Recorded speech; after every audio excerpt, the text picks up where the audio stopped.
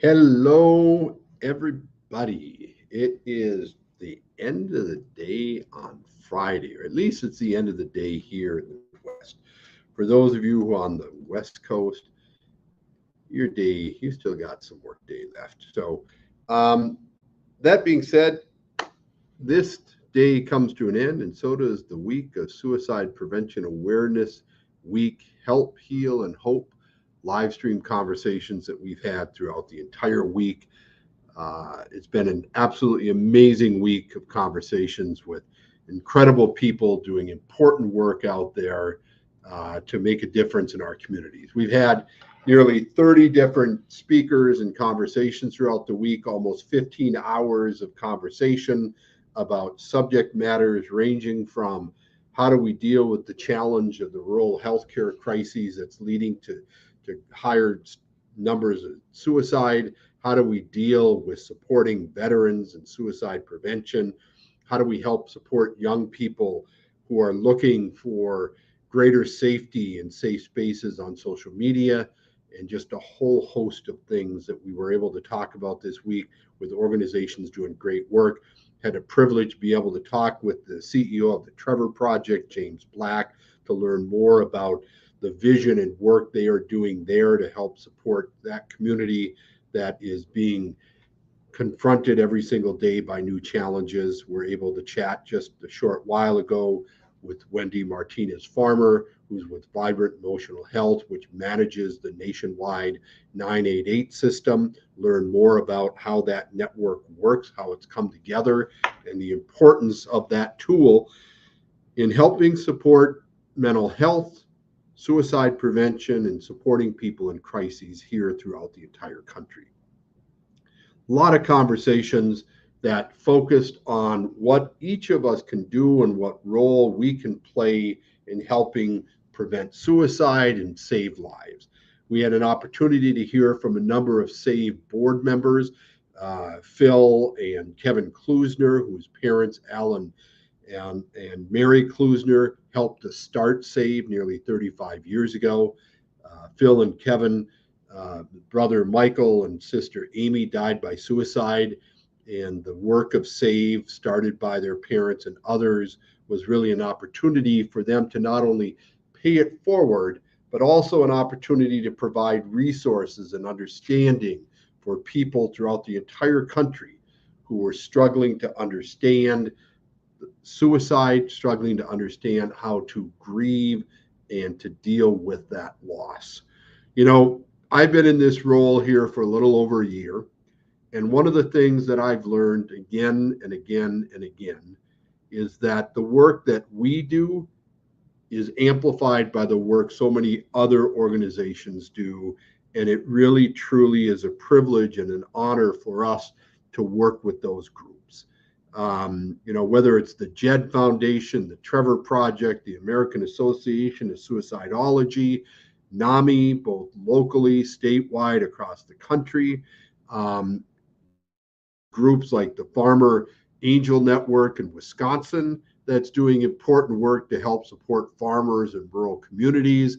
It's the work of Stop Soldier Suicide and the Black Box Project, which is creating an innovative new tool, a potential tool for us to better understand what goes on in the system and the process and the life of someone who's died by suicide, particularly a veteran, by using confidential data points that are embedded in a cell phone. One of the things that we have to recognize that 35 years ago, when SAVE began, it was one of the few nonprofits in the country that was specifically for the purpose of raising awareness about suicide and helping people understand what role they could play in not only educating others, but being involved in making a difference in helping to save lives.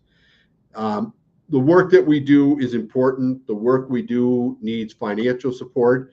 We're a nonprofit. I've got a banner up here on the screen that shows that through the end of the month for Suicide Prevention Awareness Month, we have an anonymous donor who said they will match all donations to SAVE dollar for dollar up to a maximum of $10,000.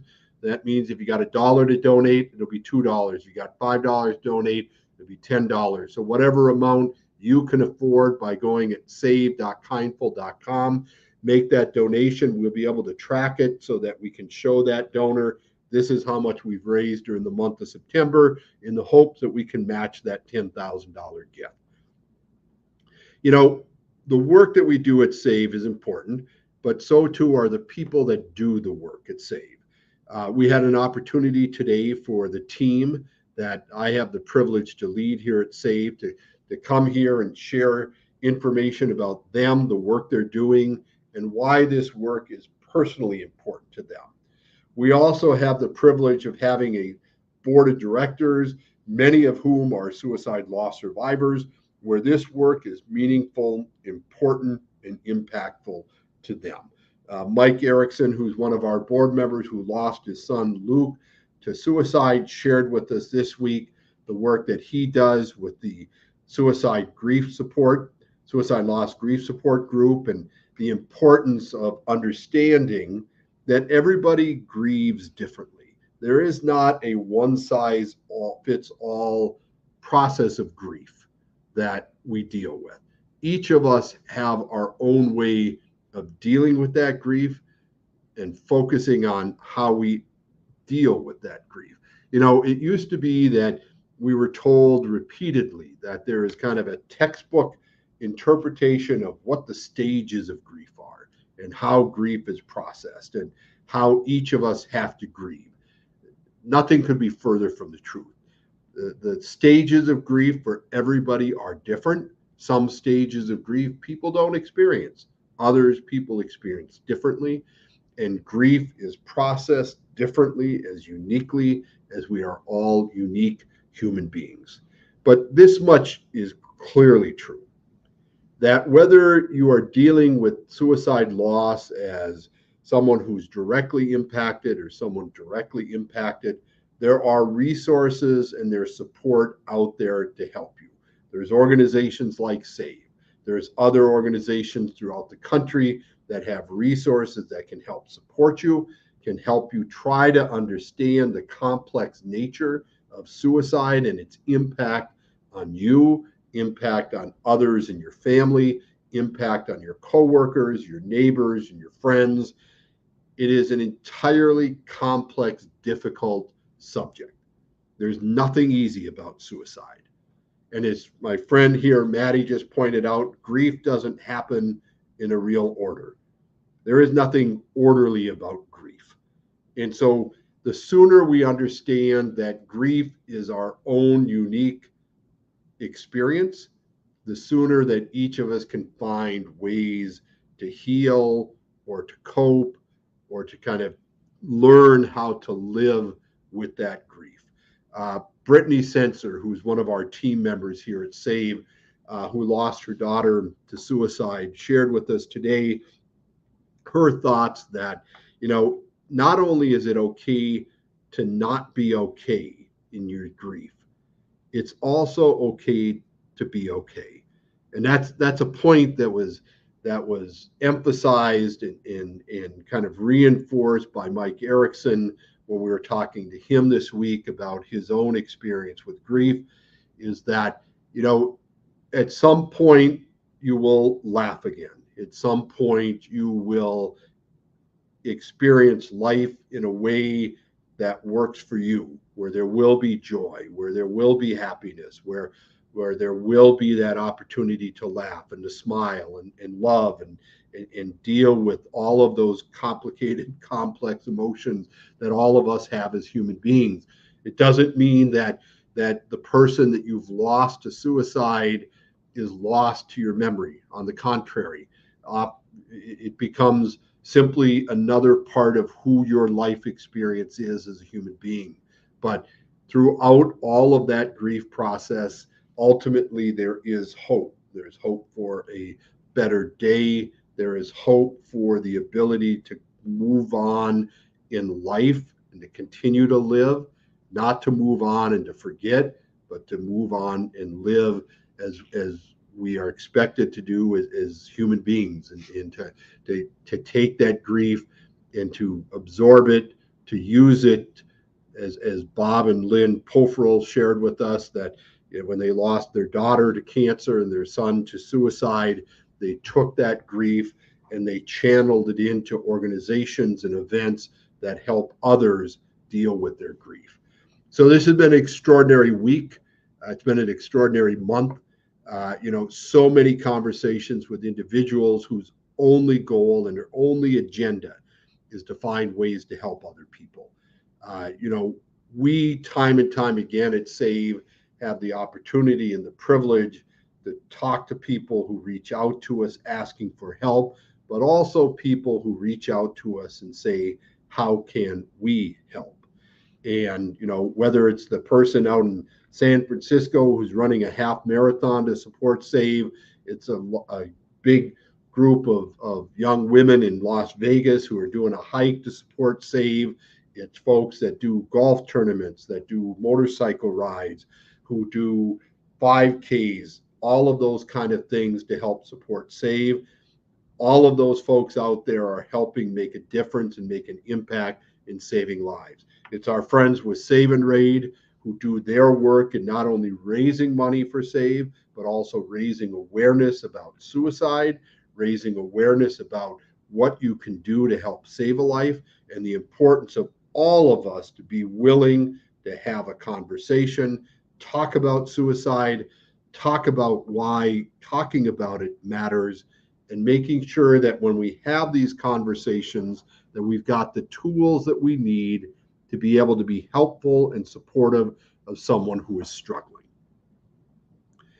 One of the benefits of I have very few talents in life. One of those talents is knowing what it is that I don't know. And so for me, being able to have these conversations this week has given me a greater understanding and knowledge, not only of work that's being done out there, but of the enormous complications, the enormous complexities, and the enormous need for resources. And resources aren't just money. Don't get me wrong. If you got a $10,000 check, $1 million check, or a $10 check, or a $5 bill, give it to SAVE. We'll put it to good use. So I will never turn away money as a donation to SAVE. But what's even more important about what it is you can do, it's about getting involved and helping make a difference. It's doing something like learning about CPR for suicide prevention and to save a life. It's going to save.org and looking up our SAVE One Step Ahead program, which is a 40 to 60 minute free online training that you and anybody else can take. Will give you the basic fundamentals about how do you ask someone if they're thinking about killing themselves, listening to them when they're talking to you about it, being in a position to respond to that situation, and then making sure that we're following up to make sure that that person is in a safe place as they are dealing with their crises. 40 to 60 minutes. It's free. It's on our website at save.org. It's called One Step Ahead. I'd ask that anybody who hasn't taken it, make sure that you take it and then share the link out to your network. If you've already taken One Step Ahead, please, please, please feel free to bring it to other people. Thanks, Maddie, for putting that up here. And so that's the link to One Step Ahead. Again, it's one of those things, again, I'll come back to this. If you're not in a position to make a financial commitment or make a financial donation, then make a donation of your time in focusing on being prepared for how you can help support someone and save a life. We spend a lot of money in this country and a lot of time on CPR to save someone who's having a heart attack, save someone who's having a stroke by teaching them CPR. Incredibly important. So we make that investment in protecting people's physical health. Well, One Step Ahead is the CPR equivalent in saving someone's life, and the investment is 40 to 60 minutes of your time taking this online training. There's no catch, there's no commitment. You're not locked into some long-term contract with SAVE. What you're locked into is a long-term commitment to make sure that you're ready to step in and help somebody who may be dealing with a crisis. And so please, please, please, if you get the chance, take that training, share it out with others, send it out there like confetti. We want people to have that resource. It's free. It's something that's important to people. The other thing I would tell you is talk to people, be there for them, check in. Number of our speakers this week said, you know what? If you've been thinking about calling or texting that friend or family member, don't think about it. Just do it. And that text and that call doesn't have to be long. It doesn't have to be complicated. It can be something as simple as texting and saying, I'm thinking about you. Is there anything you need? It may be a phone call. Just say, you know what? Just wanted to check in, say hi, I love you. And you know what? I'm available. What I would also encourage people to do is make sure that you look at your network and your friends and your community, right? And in your mind, put together who are those 5 people that you yourself would call or text if you needed help. And then ask them to do the same so that everybody understands that nobody here is alone. All of us have a connection to somebody.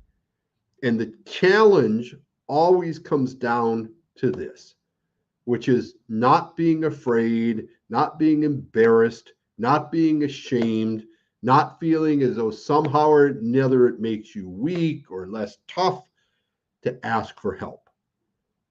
I come from a generation where it's still tough for men in particular my age to ask somebody for help, to ask for help, to share our feelings. And yet it's men my age and older who are often at the highest risk level for suicide. There are people who are in the construction industry. There are people in the legal industry. There are people who are dentists and doctors who are also at high risk. Farmers are at high risk. We need to reduce and eliminate not just the stigma of suicide.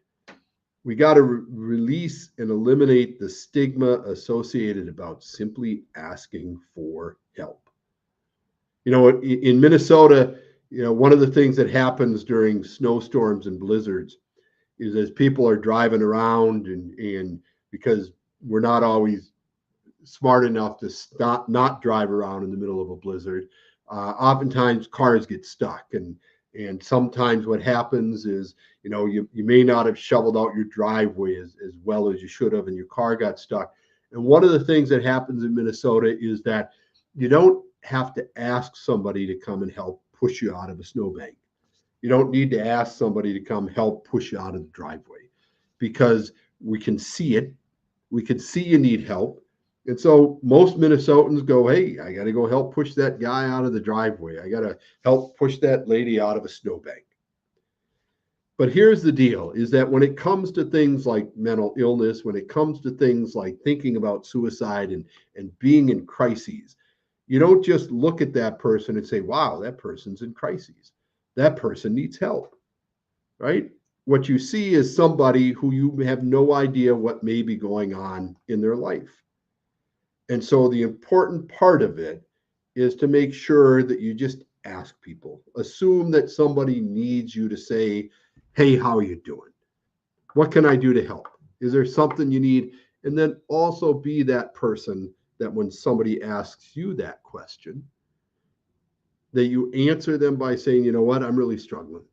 I need help. If you can help me here, I'd appreciate it. And also be that person to make sure that if you don't have somebody asking you that you yourself reach out to somebody and just say, you know what, I need some help. I'm struggling here. And if you can't do that with a friend, you can't do that with a family member, then please, please, please, by all means, use the resource that we just got done talking about here, which is 988. And so if it's something where you just don't feel as that you can't have that conversation with somebody you know for whatever reason, doesn't matter. Call, text, go on chat with 988. These are folks that are specially trained to help people that are in crises, to listen to them, engage with them, hear what they're saying. They're trained, it's confidential, it's free. And as our previous folks with 988, Wendy Martinez Farmer shared with us, there's also, if you're a veteran, you can press one, you hit the option one, and there's a special person who's trained to help you deal with your particular challenge. Is if you're someone with the LGBTQ community, you can press an option there, which will direct you to somebody who is specially trained in that area. And so these are options and resources that are out there that have been created to help provide resources to people. You don't need an insurance policy. You don't need to have an insurance card. Nobody's going to ask you where you live. They're not going to ask you your address. What they're going to ask you is, what's going on? What can I do to help? And they're going to listen to you. And they're going to be able to share with you local resources that may be available that can be helpful to you. And if you get to a place where you've gone beyond just needing someone to talk to and you're in severe crises and you're in danger, they'll also ask you if they can help get you the kind of help you need right away. And it's all voluntary. It's up to you to make that call, to do that text, to get on that chat line. And to remember, it's free, it's confidential, it's there 24/7, 365 days a year. And if you're somebody who knows somebody in crisis, if you yourself are not the person struggling, but you know somebody, whether it's a child, it's a spouse, it's a neighbor, it's a friend, it's a coworker, and you don't know what to do, don't not do anything. Call, text 988, get on the chat line and say, I've got somebody who needs help. What can I do? What can I do? And that's the kind of thing each and every one of us can do that doesn't require us to make a donation, doesn't require us to be an expert. It just requires us to care enough to make that effort. And that's what this entire week has been about, is talking to organizations and people who are there to provide help and support to people to be able to do the kind of things that we need to do to help keep people alive. And that's our goal. That's our goal every single day here at SAVE. Our goal is to help keep people alive, and it's also to help support those who've lost somebody to suicide. You know, I've had the privilege of leading two other nonprofits in my career, and one of them was a nonprofit that focused on supporting families who were dealing with the financial burdens that were associated with someone in their family who had a serious injury or critical illness. I also had the privilege of working and leading a nonprofit that focused on providing service to communities through AmeriCorps. And now having the privilege to lead this organization that has focused on how do we help save lives through suicide prevention, through education, training, advocacy, and support for suicide loss survivors. Each one of these experiences leading these organizations reminds me time and time again of the kindness of strangers. But it also reminds me of the fact that all of us as human beings are not alone, that we have around us people who love us, people who care about us, people who know us, people who, if we ask them for help, are going to help us. People who care enough about us to say, let me work with you, let me get you the resources you need. People who care enough to say, I don't know exactly what to tell you, but let me get on the phone and call or text or go to the chat line for 90 days. And so of anything that I've learned this week, it's that message that none of us are alone and that there is hope. There's a lot of hope. For anybody who knows me, they will know that back in 2020, I took a homemade raft, which is a Home Depot garden shed built on top of a rotted out 50-year-old pontoon. And it was in the height of COVID when the nonprofit I was leading was going broke because our fundraising dried up because people were scared. All of our events had to be canceled. And I was desperate to figure out what could I do to help keep this nonprofit afloat.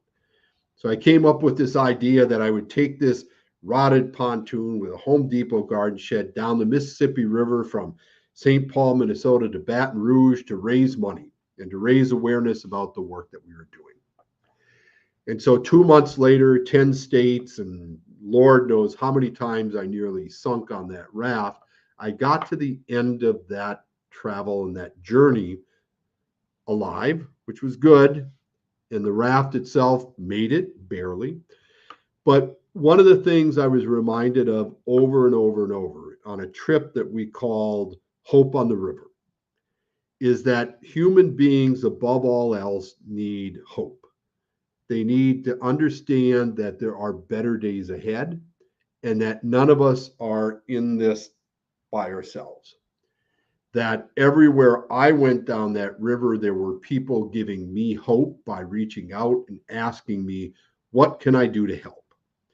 And I like to think of that trip often because I remember all of those people who reached out to me and offered to help. I don't remember every single person's name because there were so many, but every one of those strangers who gave kindness to me gave hope to me.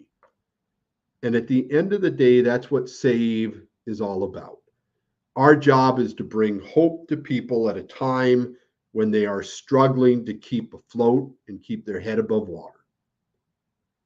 And so, if anything that we should learn from our experiences together, anything that we should learn as we continue to talk about how do we prevent suicide and can help one another, is that there is nothing more powerful in our human experience than hope. We live in a time when the U.S. Surgeon General has told us there is an epidemic of loneliness. And we see it, we know it, and it's there. But we also live in a time when there are resources everywhere around us, and we can turn that epidemic of loneliness into an abundance of hope.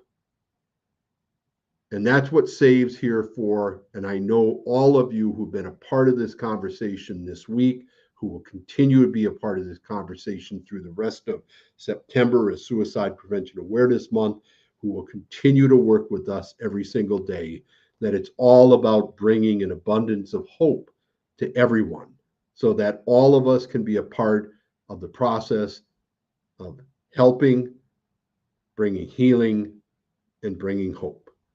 On behalf of all of us at SAVE, all those we serve and those we seek to serve, thank you for being a part of this conversation this week. Thank you for being a part of our organization and the work that we're doing.